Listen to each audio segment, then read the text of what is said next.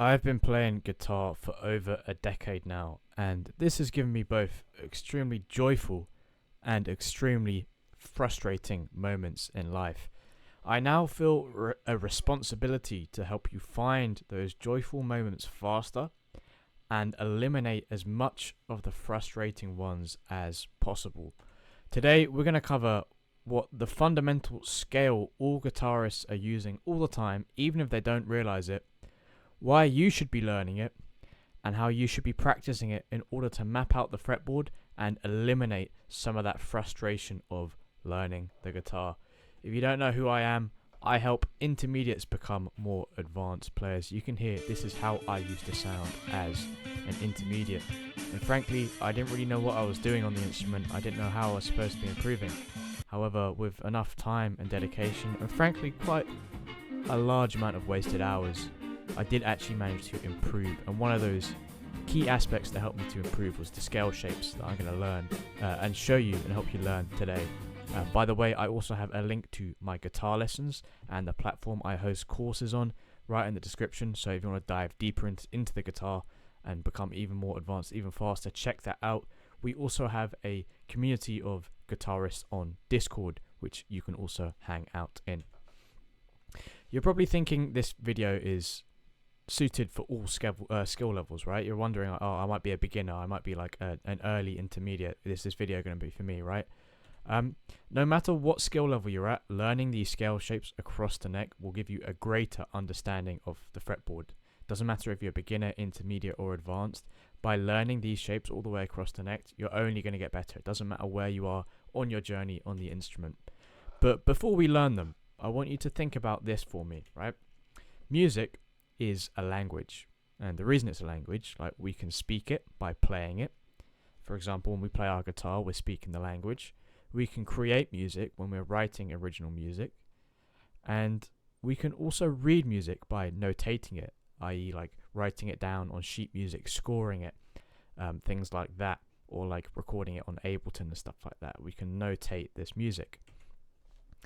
So take a second to think about how you learned the language you're able to understand this video with. If music is a language, that means we can draw quite a lot of parallels between speaking like a language and learning a language like English, for example.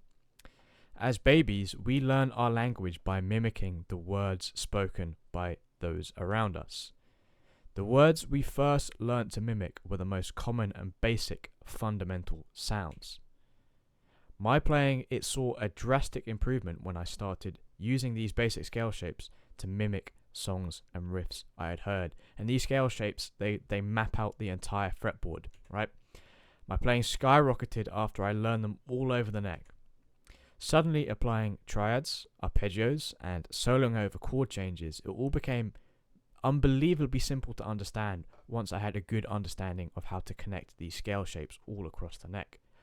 I could have saved years of stress and wasted progress trying to develop these skills if someone told me how valuable these scales were going to be for me.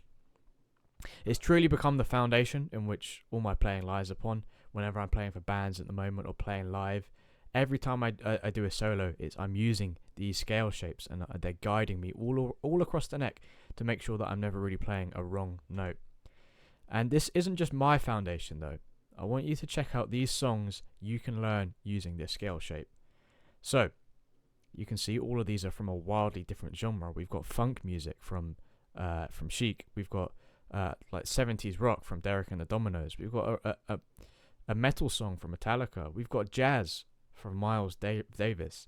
They all use the same scale formula. You can find ways to play these songs here, all of these songs, using the scale shapes I'm going to show you today. The scale is used by every single guitarist regardless of what genre they are playing in, right? This is why I'm emphasizing how important it is for you to be learning this, right?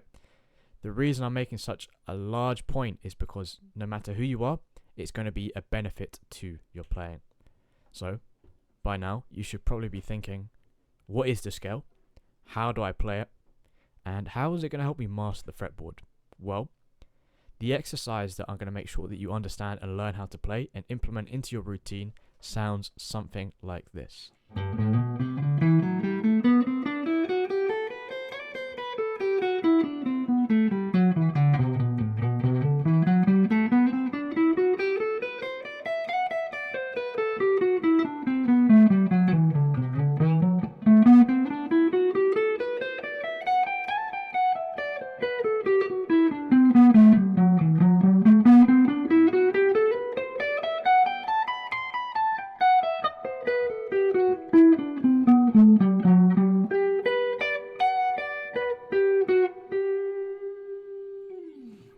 So as you can see right there, I used that scale exercise to go all the way up and down the neck. And the whole time I was playing every single note that was inside the key signature. So this means that when you're playing and improvising solos inside a key signature, you now have the framework to make sure that you never play a wrong note again. So in order to learn how to do this exercise, we need to break this down into 7 shapes. So we have 7 steps. As you can see here, I have on the left the finger diagram for where your fretting hand is supposed to go on the fretboard. And then on the right side, we have the tab for where your hands are also supposed to go as well. So when you're watching and following along with this video, I want to make sure that you screenshot each shape so that in your own time, just in case you happen to forget these shapes, you have something, a reference which you can draw from and actually learn these and make sure you have them under your fingers. So we have shape 1 and it sounds something like this, right? So we start on the low E string on the 3rd fret and we play 3, 5, 7. Then we play 3, 5, 7 on the A string, 4, 5, 7 on the D string, 4, 5, 7 on the G string, 5, 7, 8 on the B string, and then 5, 7, 8 on the high E string. So if I was to play that up and down, it would sound like this.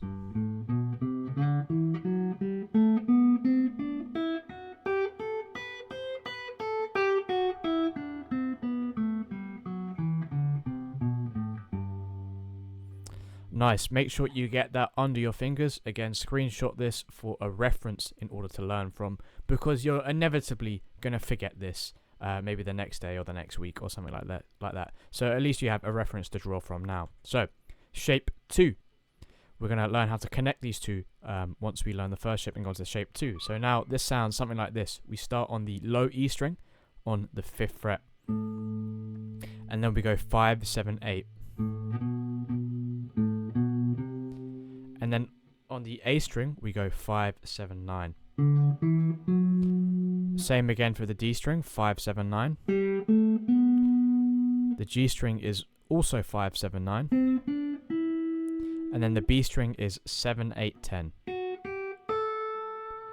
then the high E string, again, 7, 8, 10. So if we run up and down that second shape,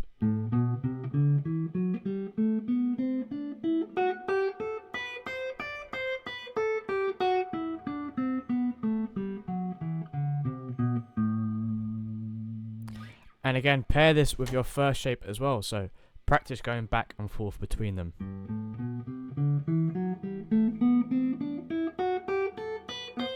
So once you get to the highest note of the first shape, slide up to the highest note of the second shape, and then descend down the second shape.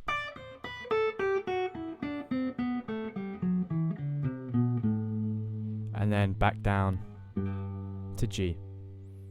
So once we've got those two covered, we can go on to our third shape, right? So this starts on the 7th fret of the low E string, and we go 7, 8, 10. The A string, 7, 9, 10. The D string, 7, 9, 10. The G string is 7, 9, 11. The B string is 8, 10, 12. And the high E string is 8, 10, 12 as well. So if I run up and down this shape, it sounds like this.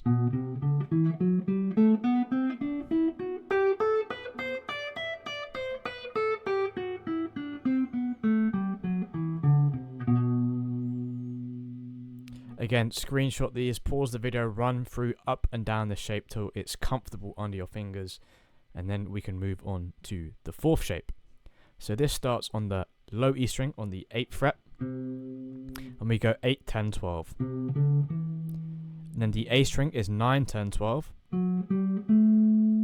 Same again, 9, 10, 12 for the D string. And then we have 9, 11, 12 for the G string. Then 10, 12, 13 for the B string. and then 10, 12, 14 for the high E string. So altogether, this scale sounds like this.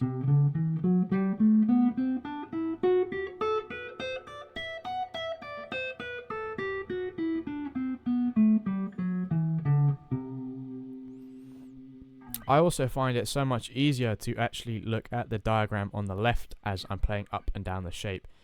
It tells me where my fingers are supposed to go, and that's so much more helpful to learn it rather than looking at the tab, in my opinion.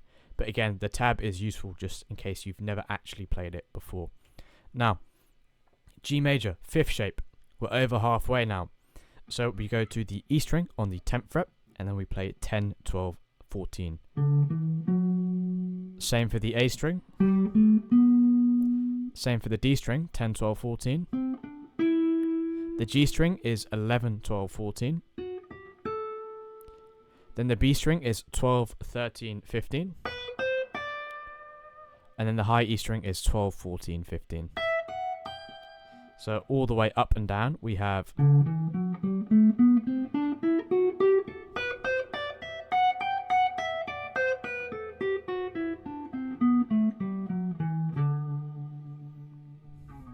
now, if we know about major keys and minor keys, we know that we have a relative major and minor.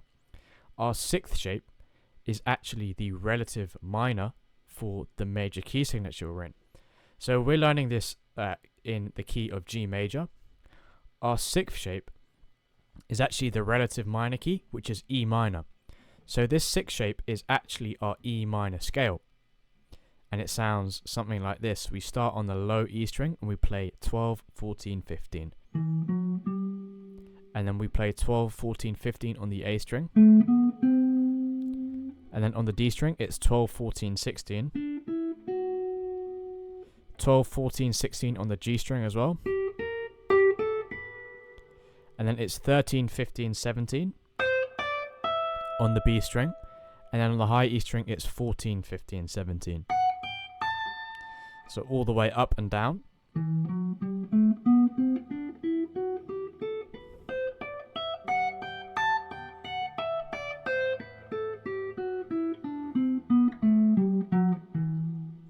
You can hear that's quite a minor sound when we play up and down that shape.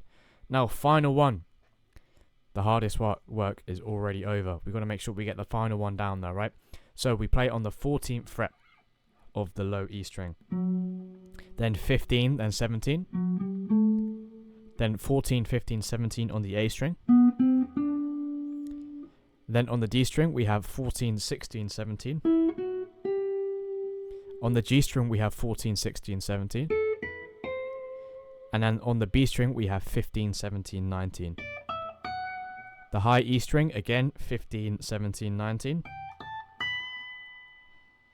And then if we take shape 1, right?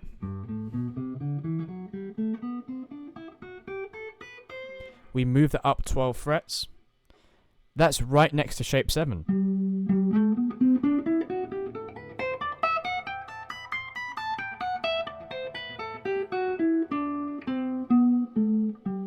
So after shape 7, all this shapes and system, it repeats itself over and over again. So we go shape 7 and then back to shape 1 up 12 frets. And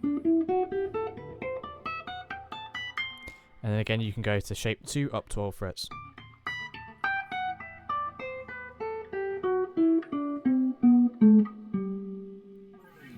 So again, what we've got here now is like a scale shape that once we can play fluently all across the fretboard, we unlock an extremely valuable skill. And that skill is to play diatonically inside a key signature without hitting any wrong notes. So again, if you're currently really struggling with playing through chord changes and making sure that you don't hit those god awful sounding notes that sound terrible as you're improvising, this is the first step to solving that problem. Making sure that you have a framework in which you can play the major scale, which is the key signature you're playing in, all across the fretboard.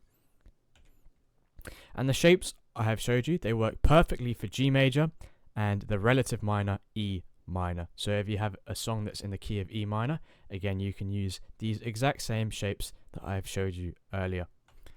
It also contains all the modes of a key signature as well. So when you're looking to dive deeper into theory and understand the major scale a bit more, you also have all the scale shapes you need to play modes now as well. But again, if you're not there yet to understand that type of theory, don't worry about it. You have all you need for the future with these scale shapes. And to transpose it into a different key, all you have to do is take your root note. So in this case, it was G over here on the 3rd fret, and just move that to the new name of the key signature. So if we wanted to move to A major, we just go find where G is, and then find where A is. A is just 2 frets above G, so we move all of our shapes up 2 frets. So for A major, our first position starts over here.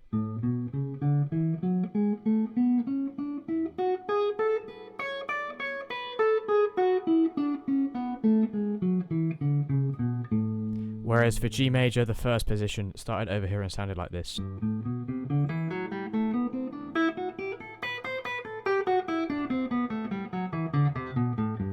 It also creates quite an interesting exercise when you just take one shape and just keep playing it up chromatically.